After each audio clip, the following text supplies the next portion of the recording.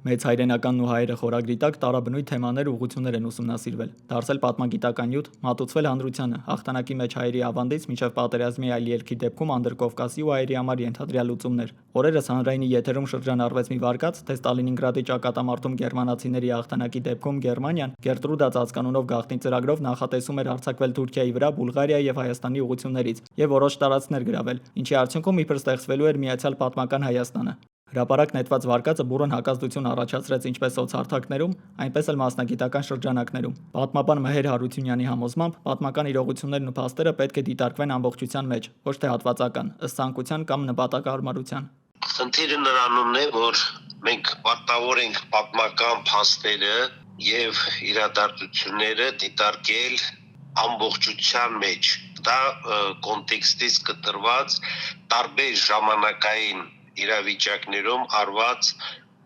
կամ նախագծված ծրագրեր էին եւ հետեւաբար ենթադրել, որ հենց այդպես էլ կլիներ, մտահղացումը, ինչ որ տեսակետներ, կարծիքներ եւ այլն ամենևին ճիշտ չէ իմ կարծիքով։ Պատմաբանը հիշեցնում է, որ Գերմանիան ձգտում էր ներկայանալ իբր ԽՍՀՄ ժողովուրդների ազատարար, շահել նրանց համակրանքը, ինչը եւ խորհրդային իշխանությունն էր անում, ազգային հարցում զգալի ազատություններ տալով այդ թվում հայերին։ Խնդիրը նրանումն է, որ Գերմանիան պատերազմ սկսելով խորհրդային միության դեմ, ըստ ամենայնի փորձում էր ԽՍՀՄ ժողովուրդներին դեպի իր կողմը գրավել եւ ես այդ ծրագիրը գնահատում եմ որպես ԽՍՀՄ հայության եւ ընդհանրապես աշխարհի հայությանը դեպի Գերմանիա եւ Գերմանիայի ծրագրերը գրավելու քայլ, ընդամենը քայլ, ինչպես եւ ԽՍՀՄ-ն էր յուր ժամանակին մանավանդ 1945 թվականին հարց դրել Արևմտյան Հայաստանի, բայց իրականում Բոսփոր դարդանելի նեղուցների վրա վերահսկողություն հաստատելու մասին, բայց աշխարհի ուժային կենտրոնների կամ հաղթող երկրների միջև հակասությունները իհարկե թույլ չտվեցին, որ այդ ծրագիրը իրականացվի։ Հարությունյանը հատուկ ուշադրություն է դարձնում նման նարատիվները շրջանառության մեջ մտցնելու ժամանակի եւ համատեքստի վրա։ Այստեղ շատ կարեւոր է թե խոսքը գնահատականը երբ է ասվում, ինչ համատեքստում եւ որն է այդ ասվածի նպատակը։ Եթե խոսքը ասվում է հայրենական մեծ պատերազմում ԽՍՀՄ ժողովուրդների, որոնց թվում նաեւ հայ ժողովրդի ձեռք բերած անվիճարկելի հաղթանակի 80-ամյա օբելին, կներեք այս պարագայում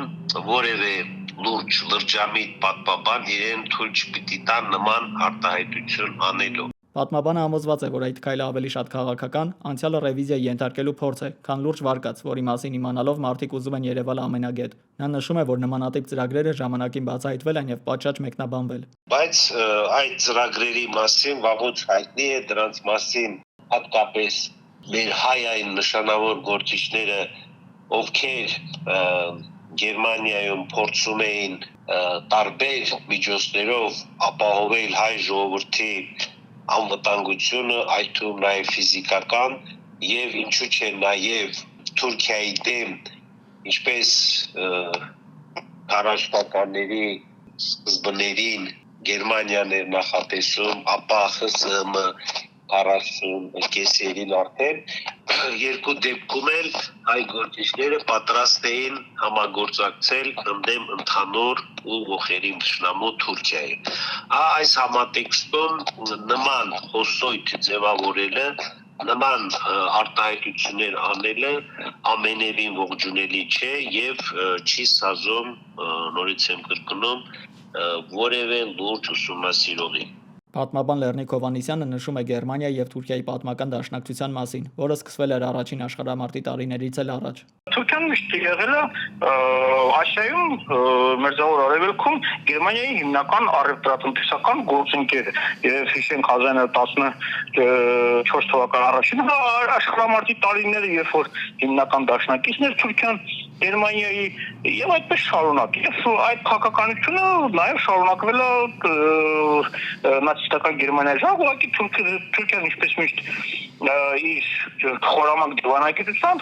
կարողացել է եւ երկակի խաղեր խաղում եւ տեսավ թե քրշերը ում կողմն է, հետո անցավ եւ նույնիսկ 1940 թվականի ապրիլին էլ պատերազմ հայտարարեց Գերմանիային, երբ որ արդեն ամեն ինչ բարձր եւ վերջացած էր։ Պատմական վարկածների եւ դրանց գիտական հիմնավորվածության շուրջ քննարկումները շարունակվում են։ Պատմաբանները կարևորում են արխիվային փաստաթղթերի ուսումնասիրության անհրաժեշտությունը եւ ժամանակային համատեքստը հաշվի առնելը, հատկապես հիմա, երբ մեր անմիջական հարևաններից սկսած մինչեւ գերտերություններ ջանում են ռևիզիայի ենթարկել իրենց ազգային ու նաեւ համաշխարհային պատմությունը։